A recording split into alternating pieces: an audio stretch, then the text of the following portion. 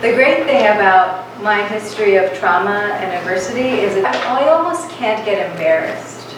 The leadership I embody is owning your power and just not being ruffled.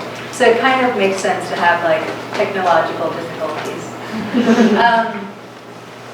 Yeah, my Genesis story began when I was 11 years old, and a cousin 20 years my senior tried to rape me when I was in Bangladesh. And I was thankful enough to escape, and I reported that story only to be told that boys will be boys and that this happens, especially between cousins. And in that moment, two things occurred. One, I realized that the reason why abuse culture exists is because there are accomplices, and connected to abuse culture is silence culture, and it thrives on the silencing of women's and children's voices. The other thing that occurred was I made a vow. I realized that if the adults around me were unwilling or unable to speak because of their wounds, of their fears, of their conditioning, then if my family had a chance, it had to be from me becoming the first generation to break that vow of silence that had riddled and plagued generations of children and women in my family. I vowed that I would grow up to be a voice for the stories and souls that had been ritually silenced. And this was my genesis. And it was rather than being the thing that made me succumb to giving up or feeling like I was going to be a victim for the rest of my narrative, it actually fueled my resilience and it gave me direction. All throughout high school, I chose classes and clubs that would help me develop and hone the muscle of my voice. And I graduated from Thailand and I immigrated to the United States to be a double major in theater and women's studies in Skidmore, in New York, with the firm resolve of using this variety of skills to be a voice for the voiceless. After I graduated, I moved to New York City and I became an actress full-time, and I had agents who sponsored my visa, and all was going well. When I was 25, I fell in love with a man who would be my first husband, and he was born and raised in wealthy, sunlit California. Born and raised with every privilege under the sun, including the privilege of being treated as America's almighty son, and around him I orbited. I adored him. I fell in love with him with a sudden complete ease that a body slips into quicksand. And lo and behold, a pattern emerged. The more successful I became as an actress, the more controlling and abusive he grew. It was as if he thought there was space only for one voice in our relationship, and that voice had to be his. He started going after other women. He called them sister wives. He would petition to have these other sister wives in our relationship, his reasoning being that by having these other women, it would alleviate the pressure on me to be perfect for him, because the task of making him happy could be evenly distributed amongst various bodies. How thoughtful. He also, on his dark days, he started calling me his wife for greensies, not for realsies, to remind me that my green card had been procured through marriage. See, initially, my acting agents had sponsored my visa, but when we fell in love and we got married, naturally, like so many couples, we applied for my green card. And he started holding that over me, to remind me that I was tied and beholden to him, to remind me that my ability to live and work and speak in the United States was dependent on him, which is to say, were I to speak out against him, I was being threatened with not only rejection, but deportation. He would call me his wife for greensies and not for realsies, to remind me that power only responds to power. And in his eyes, I, as his Bangladeshi immigrant wife, to his white male American straight privilege, he believed he was powerful and I was powerless. And I call this immigrant abuse. When one person decides to use an immigrant status or the threat of deportation as a tool to control, intimidate, extort, abuse. However, like I said in that video, there was a plot twist. I began writing. I initially began writing to make sense of the situation I found myself in, because if any of you have been in an abusive marriage or relationship before, whether it's with a relative, a sibling, a partner, a friend, an employer, a colleague, gaslighting is a big part of their hold over you.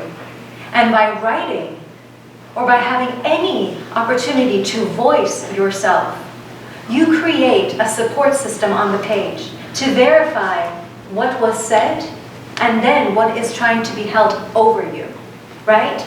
A lot of gaslighting is the abuser takes your words and weaponizes and twists them to use against you.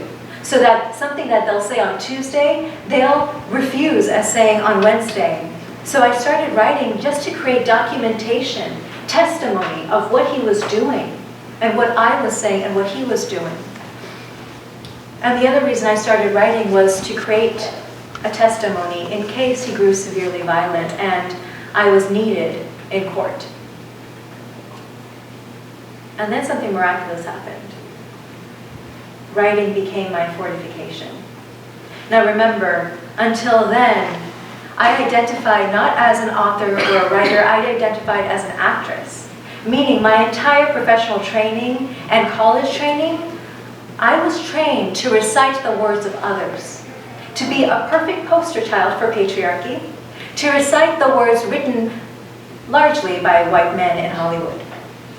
So by writing in my own voice, I started tapping into an entirely new identity. An identity and a voice that was self-determined. And I started growing in self-esteem, confidence, and even intelligence, seemingly overnight. The more I wrote, the more articulate I became. The more I wrote, the more confident I grew until I started saying, no, no, no. The very word that I had been trained never to tell a man. And he grew so tired of me that one day he evicted me. And I had $60, my laptop, and a newly discovered voice. I was literally homeless, yet euphoric with purpose. I realized that as my newborn writing had done so much to give me the strength I needed to exit a toxic situation, it was my responsibility to develop that body of work. And for the first time in my life, I realized I wasn't just born to be someone's daughter, or someone's victim, or someone's landscape to plow, or someone's girlfriend, or best supporting lead. I was born to be the narrator, the author, and the leader of my life. And that's one of the greatest takeaways I've learned, which is when the world doesn't give you a role or an identity or a relationship or an opportunity that fits the largest version of you, it is upon us to genesis that opportunity, genesis that role, be the first, only different, break tradition, and become an entirely new born creature that defies any traditional norms of how leaders should look, how leaders should speak, how women should look, how women should speak. We are each the first generation of our stories. And I bought a one-way ticket to Oregon because my mother and my stepdad live here, and I made a deal with them. I asked them if I could live with them for a year to write this one specific book called I Am Yours. And I spent the first year from 2013 to 2014 developing that book. And then I started taking any menial job possible just to pay my rent and get groceries. So I was a crossing guard at Mary Woodward Elementary School. I was a reading aide for first, second, fourth graders. I was a cashier at Whole Foods, and then I did a fabulous stint as a daycare attendant at KinderCare.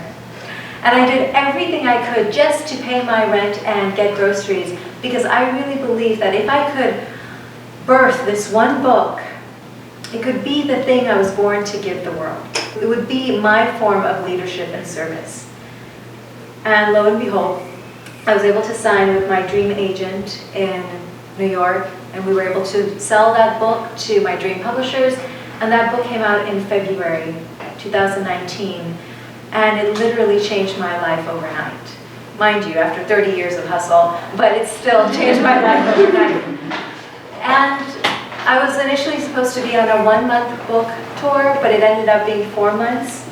During that process also, my book was adopted into 3 high schools in Oregon. And while I was on this 14-state national book tour, I would come back to Oregon every few weeks to give writing workshops to these students, 500 students across Oregon. And I was able to teach them what I taught myself, which is to use the craft of writing to turn your tragedies into your triumph, to learn how to repurpose your wounds so that they become empowerment, not only for yourself, but for someone else. To use the craft of writing to basically turn our wounds into wisdom. There's 10 main lessons that I've learned through a lot of adversity and trial and error and failure and then success that I really feel pretty much sum up what female leadership in this generation is meant to be. And the first one is, we grow to the limits or limitlessness wherein we place our identity. That's one of my favorite lines from I Am Yours. And what this means is, make sure that your goals and dreams are big enough. Because it's one thing to be blessed with an incredible support system who is constantly advocating for your largest, most fulfilled potential, but simultaneously, we each have to be the guardian and protector of our greatest self. One of the handiest exercise I ever did was on that one-way flight from New York to Oregon, I made 3 lists. One, a list of the qualities and values to the ideal woman that I knew I could be, what she looked like. I made a list of who I could be if I were to put my undivided attention and focus into becoming that woman. 2, I wrote down all the values and qualities that I wanted my future book to hold. And 3, I made a list of all the values and skills and qualities that I would like my future partner to embody.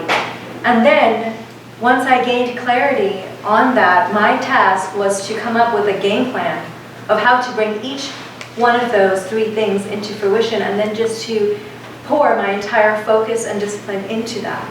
Success doesn't happen accidentally. Everything comes from a foundation of clarity. Number 2. So after that, bravery is not a lack of fear. Bravery is the presence of clarity. And as I get older, it becomes easier to make difficult decisions because so much of the difficulty in difficult decisions actually comes from a lack of clarity. A lack of clarity in who you are, your values, your goals, your priorities, your needs, and your desires. But once you've gained clarity over all of that, anytime you are face to face with what feels like a daunting situation or a daunting decision to make, all you have to do is hold up your list of who you are and what you want, parallel to that difficult decision, and you can see what's lining up and what is a source of conflict. And you'll be able to take action from there. Bravery is not the lack of fear. Bravery is the presence of clarity. Number 3, in the same way that we grow to the limits or the limitlessness wherein we place our identity, same with the people we choose to surround ourselves with. After the relationship we have with ourselves, the single most powerful decision that will be the most impactful in your life is the person you sign up to be your life partner. Without a doubt in my mind, I would have not come into my success and power had I remained in that first marriage. You can either be with someone who helps you expand continually, or someone whose own lack of imagination or ambition or confidence requires that you continually shrink in yours. We grow to the limits or limitlessness of the people we give our love to. It is so important, especially as women, because we are not only protectors, but we are nurturers. So be careful who you decide to invest your love into. Be careful the people, the relationships, the friendships that you take on as part of your nurturing side. Number 4, the trajectory of your life swings on the day you learn the power of your no and the authority of your yes. If I can suggest one takeaway for you to take action on today is keep a mental tally of the number of yeses and the number of no's you give every day, and how many of those no's and how many of those yeses are that you're able to say with complete authenticity and honesty and without an ounce of resentment or feeling like you have been pressured into saying that no or pressured into saying that yes. Your power and your ability to fulfill your greatest potential in life hinges on the power of your no and the authority of your yes. The voice is a muscle, and the more we use it, the stronger it grows. Invest energy and love into protecting and honing the muscle of your voice. Learn how to say no and how to stand in your yes. Number 5, gratitude is the foundation for how quickly you bounce back from heartbreak, wounds, and failure. Gratitude, in other words, is the foundation for everything. Data and studies have shown that the most emotionally resilient people are people who have developed the muscle for gratitude. One of the things I ask my students to do at the beginning of every class is they have a gratitude journal. And it's a gratitude journal that's designed differently from the usual, like, make a list of the things you're grateful for out in the world.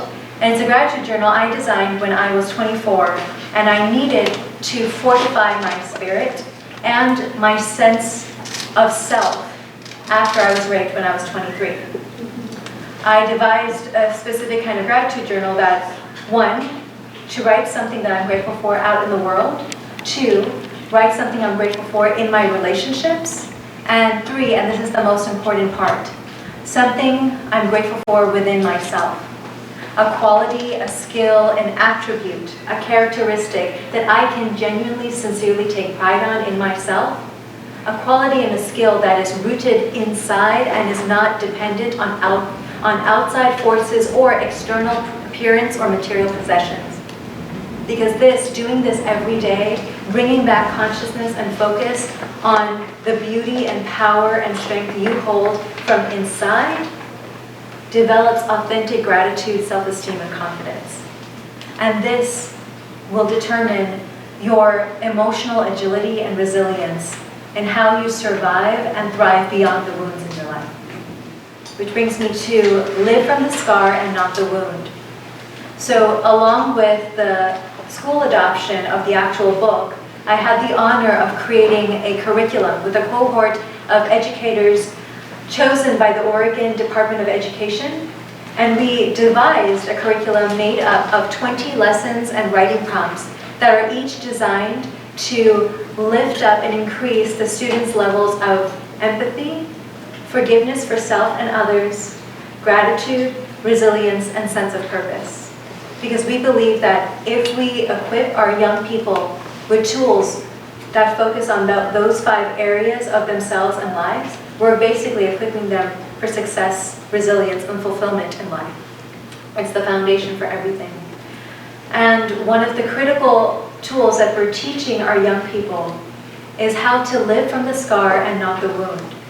So when I say live from the wound, everyone in here knows somebody in your life who lives from the wound, who has decided to stubbornly grip onto the raw, hot, glaring pain of what they have gone through as a child or a teen or a young adult, and they are determined to let that raw, hot, gaping wound determine their trajectory in life. And they use that as their excuse to never fully be present for themselves, let alone the other people in their lives. And this becomes a self-fulfilling prophecy, to hold on to your wound and to not do the work to allow it to scar over. When we allow ourselves to do the brave, consistent, hard work to let our wounds scar over, we live from a scar space, and that means we're living from the maturity, wisdom, and resilience that comes from learning from our wounds instead of living inside of our wounds. I love the science of scar tissue. The science of scar tissue is fascinating. When a bone heals, or when a gash heals into a scar, literally the cells that have gone into creating that new merging of bone or new merging of flesh, those cells have a whole other level of durability and flexibility than original skin or original bone. It's actually tougher skin. And I believe that's what the human spirit is like too. When we do the hard work to regenerate those cells, to create scar tissue, we become that much more strong, and we are able to show up that much braver in our lives, more open in our relationships, and we can actually have a chance to rise into our boldest self to fulfill the potential we were born to fulfill. Do the work to learn how to live from the scar, lead from the scar, love from the scar. Don't hold yourself back by holding on to your wounds. Number 7, don't be afraid to do the crazy thing that everyone says is insane and impossible. The world is changed by people leaning into the crazy invention that no one else is willing to take a risk on. The world is changed through invention and innovation, whether that's from thoughts or businesses or the art you're creating or the kind of leader you want to introduce into the world. If you actually go to the Library of Congress, there is one book under shared memoir, and that's my memoir. I invented an entirely new genre because of some specific things. In 2013, when I set out to write this book, I could feel a rumble in society. Because as an artist, that's my job, is to put out feelers, to listen to what culture is saying, and to intuit what culture needs before society catches up to say, oh, this is what we need. Humankind is caught in a trauma loop of toxic power, aggression, hatred, disconnection, and ego. And all of that traces back to pain. And I know that when one is in pain, one needs love. And those are the first opening lines of I Am Yours. I Am Yours is actually designed as a love letter crafted for the reader. I break the fourth wall and I use the entire book to speak directly to the reader. The first 2 words of I Am Yours is Dear Love. And I speak directly to you for 300 pages. I did this for a very specific reason, which is when humankind is caught in a trauma loop, we need to feel like we are valued, cherished, seen, visible, and understood. And as an author, my quickest and most effective way to do this was to devise a book that would feel like a warm embrace, that would feel like a love letter where you could lay your pains to rest and gain the self-confidence that you lost along the way of life. The other thing that I did with I Am Yours is the one pronoun I use is we. It's never you and me against them. It's never she against him. It's we. You and I are going through this journey together. So what does this mean? Certain lines and chapters in the book, this is what it sounds like. When I'm going through an adversity, like say after I was raped, these are the lines. I sit in the inky, dark stillness of night, wondering what to do. And in my hands, I balance the costs and the options of my choices. And through the night, I hear your voice saying to me, I am here, I love you, I am yours. Pain cannot be evaded, it must be walked through. You were born to be the spine of your life. Use every wound as leverage. Every adversity is an anniversary toward your next new talent. You will thrive by the simple skin of who you are. Remember, I am here, I love you, I am yours. And that's where the title is designed from. It's derived from that. It's a vow between the reader and the author. And I believe it's the combination of treating the reader with radical tenderness and radical respect, and treating the reader as though it's just you and me and the pronoun is we, treating the reader as though they are genderless, ageless, raceless.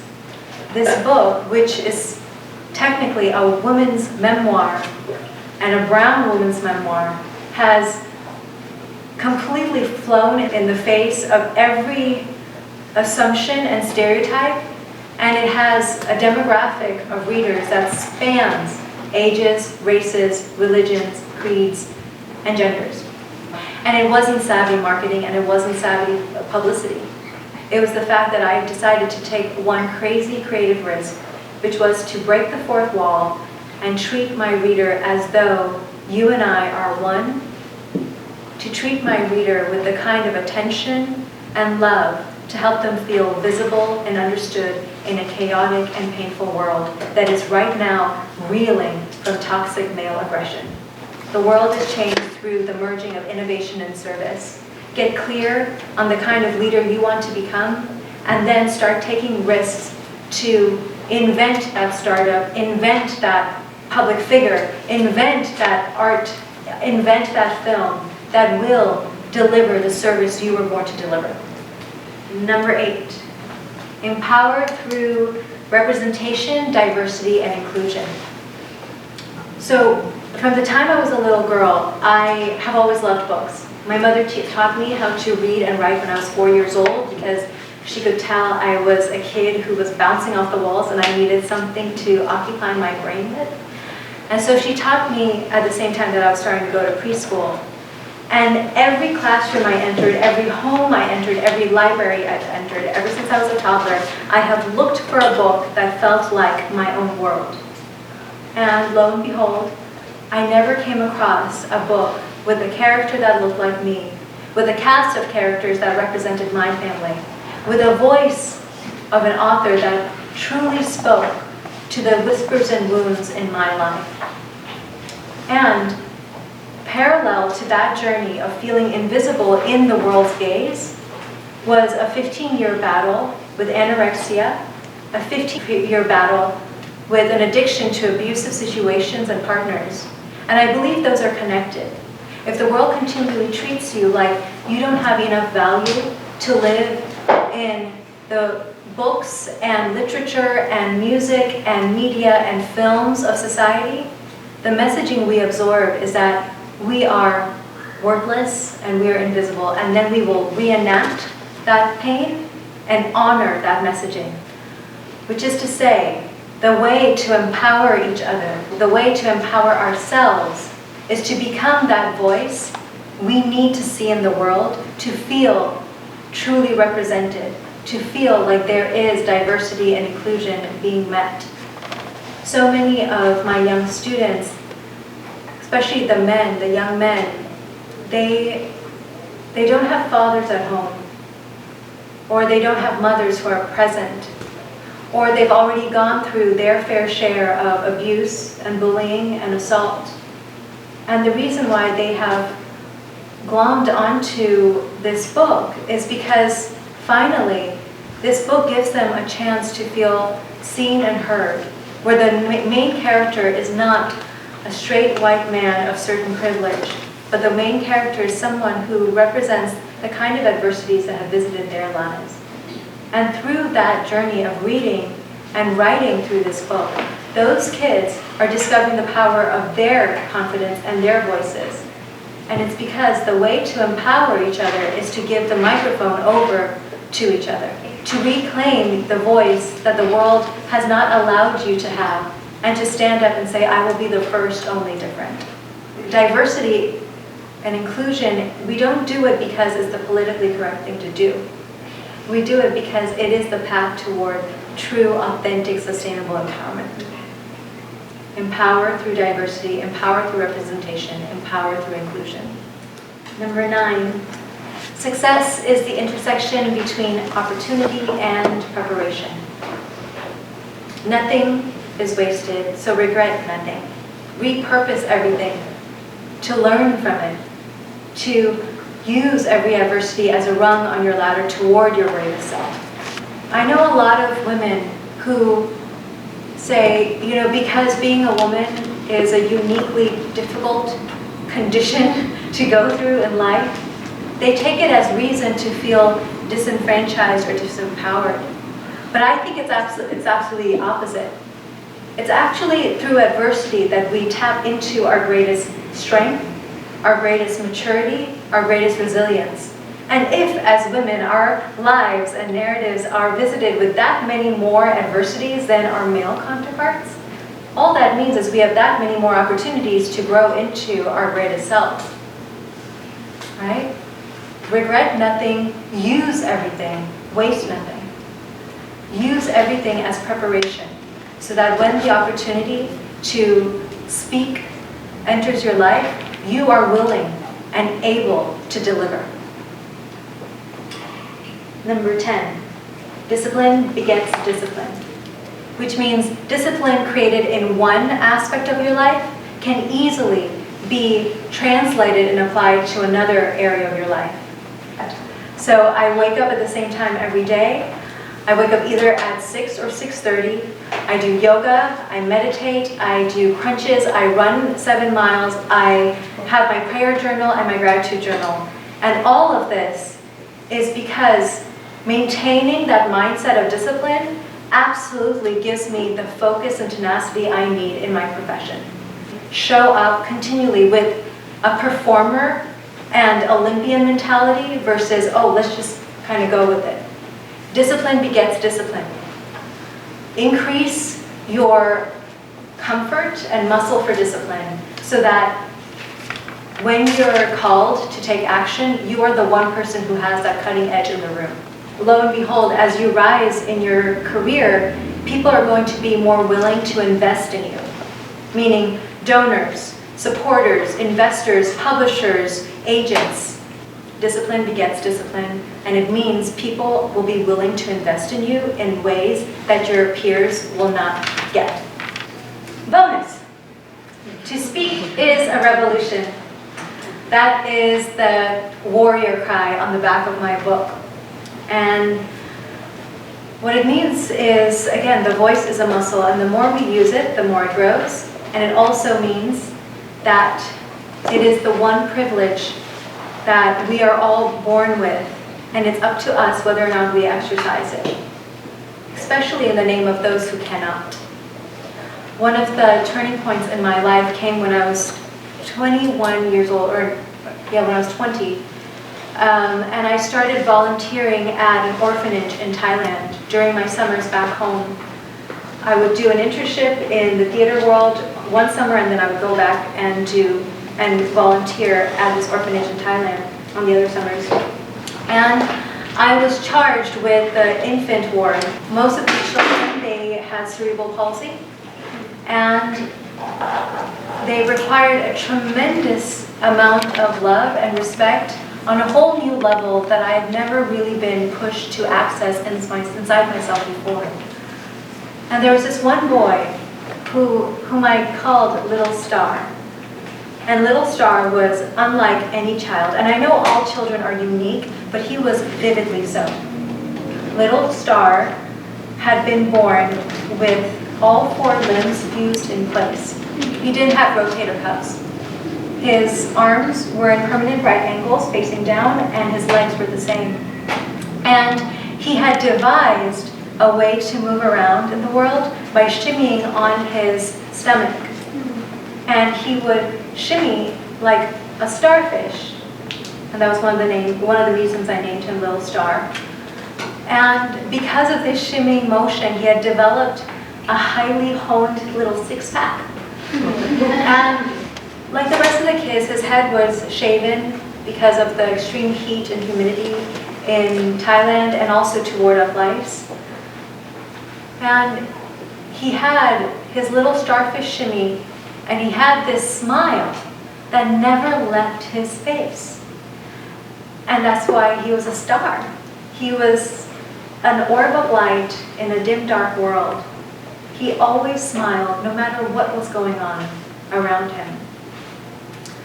And he had 4 terms that he knew. He knew ahan, which means food, nam, which means water, kap kun kap, which means thank you, and sawadee kap, which means hello. And he would prattle and repeat these 4 terms over and over again. And you could attribute his 4-term vocabulary to a learning disorder. You could attribute it to a disability he was born with. But that would actually be a lie told to give us comfort. The reason why he had only 4 terms in his vocabulary is because he was so jarring to look at that he was the child in the orphanage who received the least amount of visitors. Every week, women from charity groups and embassies and church groups would come and spend time with the kids. And they always gravitated toward the kids who were the cutest. And if you've ever worked in the foster care system, you know this to be true. We are biologically designed to go towards that which makes us comfortable. And that was one of the main things I learned from Little Star. Just because we're biologically rigged to go toward that which feels comfortable and normal, doesn't mean that we need to lean into that continually. Because if we only do that, there are so many people who are forgotten. There are so many people who we forget to love from a learned helplessness and a learned ignorance. The other thing I learned from him was the voice is a muscle. He had less visitors, which meant he had less opportunity to speak. He had less opportunity to learn language, and language is the root of everything. Think about it. Language is how we discover our personality. Language is how we discover our sense of humor. Language is how we discover what we're passionate about. Language is how we discover that somebody cares about us. And they're looking at us in our eye, and they're speaking to us in a tone of tenderness. Everything hinges on language, the voice, and the kind of language and voice we are willing to give each other. The voice is a muscle, and the more we use it, the stronger it grows. The voice is a muscle. Make sure you use yours to empower the voices of others. This is what it means to be a leader. To use the privilege of the one powerful, precious voice you have been given. And I will leave you with one question today, which is, how will you use your one wild, powerful voice? Thank you.